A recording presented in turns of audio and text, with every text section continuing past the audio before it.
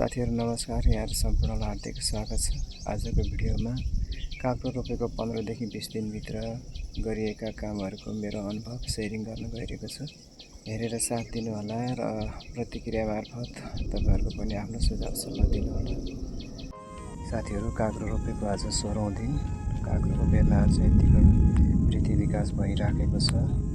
समग्रमा हेर्दा राम्रै देखिन्छ। यो साइड पनि राम्रै छ र आज ट्रप ड्रेसिङ गर्न भनेर आँटेको छु र बेर्नाको खेत वरिपरि 3-4 इन्च पर घेरो काटेर डिएपी र पोटास मललाई चाहिँ ट्रप ड्रेसिङ गर्न भनेर हालेको छु।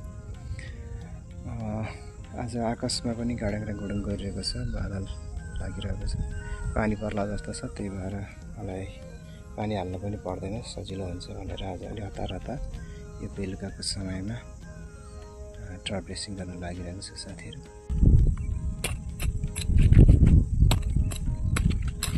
मल छोपेर पनि सकिसक्यो। अब साँझ पनि परिसकेको छ। हेर्दै उताबाट यो पश्चिम साइडबाट उरी बतास पनि आइरहेको छ, सुसाइरहेको छ। आजलाई यति। साथीहरु, आकाशबाट पानी आएन। आज बिहानै पाइपबाट पानी लगाउन लागिरहेको छु।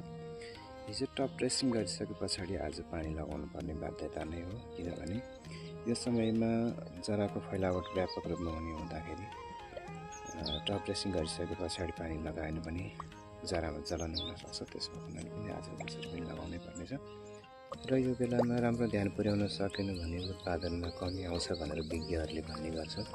त्यस भएको हुनाले पनि यतिखेर यो बोटको एकदमै तीव्र विकास हुने क्रममा चाहिँ हामीले धेरै कुराहरू चाहिँ ध्यान दिनुपर्ने हुन्छ साथीहरु। र आजै यो काँक्रोलाई म थाक्टा पनि दिने छु।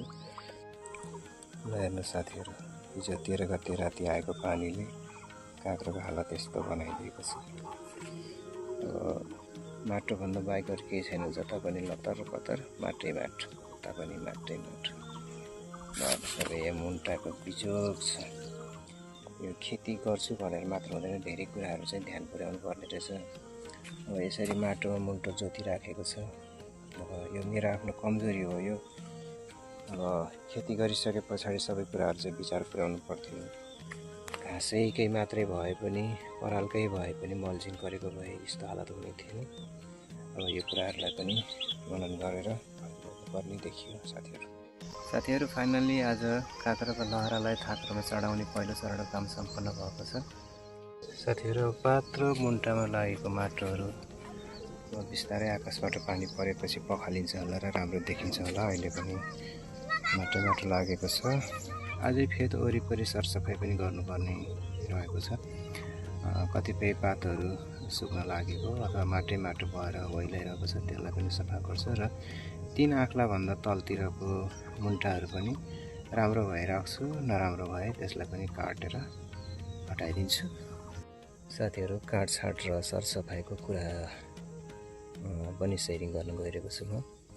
अब यो जुन फेद भयो, अब यो चाहिँ गर्भेपात भयो। त्यसपछिको आँखला भनेको 1 2 3 यहाँ 4 5 6 7 8 यहाँ 9 10 11 यहाँ 12 भइसकेको छ। अब प्राय जसो धेरै यो आँखलाहरूमा चाहिँ नयाँ शाखा हाँगाहरू पलाएको छ। अब कतिपय चाहिँ राम्रो छ, कतिपय राम्रो छैन। जस्तो यो पहिलो आँखलाबाटै पलाएको जुन मुन्टा छ यो राम्रै छ हेर्दाखेरि पनि। अब दोस्रो पनि यति राम्रो छ। अब तेस्रोमा गइसके पछाडि पनि ठिकै छ। चौथोमा अलिकति सानो देखिएको छ र यो 5औं 6औं 7औं 8औं सम्म मुन्टाहरू पलाएको देखिएको छैन। तलको धेरै राख्दा है सधैँभरि माटो लाग्ने, फोहोर हुने, यसैबाट रोगहरू फैलिने सम्भावना हुन्छ। त्यस भएको हुनाले मलाई कन्फ्युजन भइरहेछ। अब सकभर म यो राम्रो भएको हुनाले चाहिँ यसमा चाहिँ राख्छु। अब कुनैमा चाहिँ राम्रो छैन भनेदेखि त्यो नराम्रोलाई चाहिँ म हटाइदिन्छु।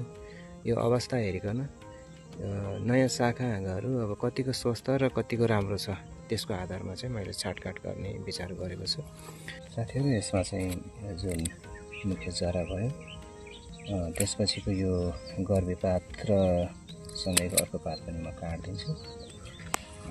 त्यसपछि यहाँनिर एउटा सानो मुन्टा पलाएको छ, अब यसलाई पनि म राख्दिनँ, काट्दिन्छु। यो पात पनि हटाइदिन्छु। त्यस पछाडि यो आँख्लामा एउटा यस्तो नयाँ शाखा हाँगा पलाएको छ, यो राम्रै छ, यसलाई यहाँ राख्छु। त्यसपछि यो पहिलो, दोस्रो, तेस्रो, चौथोमा पनि यहाँ एउटा यो हाँगा पलाएको यस्तो यो पलाएको छ। यो चाहिँ लुरे खालको सानो छ, त्यस कारणले यसलाई म हटाइदिन्छु। यसै गरी नै अब राम्रो जति राख्छु, नराम्रो जति हटाइदिन्छु। अब राम्रो छ भने फेदको पनि राख्न सक्छु, अब नराम्रो छ भनेदेखि माथिको पनि हटाउन सक्छु। अब मैले चाहिँ यस्तो खालको सोचिरहेको छु। यस किसिमले आजको दिनैभरि म यो पात हटाउने अनि त्यसपछि शाखा हाँगाहरू चाहिँ हटाउने काम गर्नेछु। साथीहरू, काटछाँट र सरसफाइ गर्ने काम सकिएको छ। अहिले प्रत्येक काँक्राको बेर्नाहरूको फेद यति सफा भएको छ। अब कुनै पनि पातहरूले जमिनमा छोएको स्थिति छैन। यदि छुन्छ भनेदेखि त्यसलाई म तुरुन्तै हटाउने हो। किन भन्दा बर्सातको समयमा पातहरूले जमिनमा छोइराख्यो भनेदेखि त्यो सङ्क्रमणहरू बढ्ने हुनसक्छ। त्यस भएको लागि पनि हरेक दिन यसरी नै हेर्दै सरसफाइ गर्दै जानेछु। र यसरी 20 दिनसम्म गर्नुपर्ने बिरुवाको लागि स्याहार सुसार जुन हो त्यो काम सम्पन्न भएको छ। र अब 20 देखि 30 दिनभित्र अथवा अबको 15 दिन के गर्नुपर्छ त्यो अर्को भिडियोमा यहाँहरूसँग कुरा सेयरिङ गर्नेछु। आजको यो भिडियो हेरेर साथ दिनुहुने तपाईँ सम्पूर्णलाई धेरै धेरै धन्यवाद भन्दै अर्को हप्तामा भेट्ने आशा गर्छु। हस्, धन्यवाद। Thank you so much.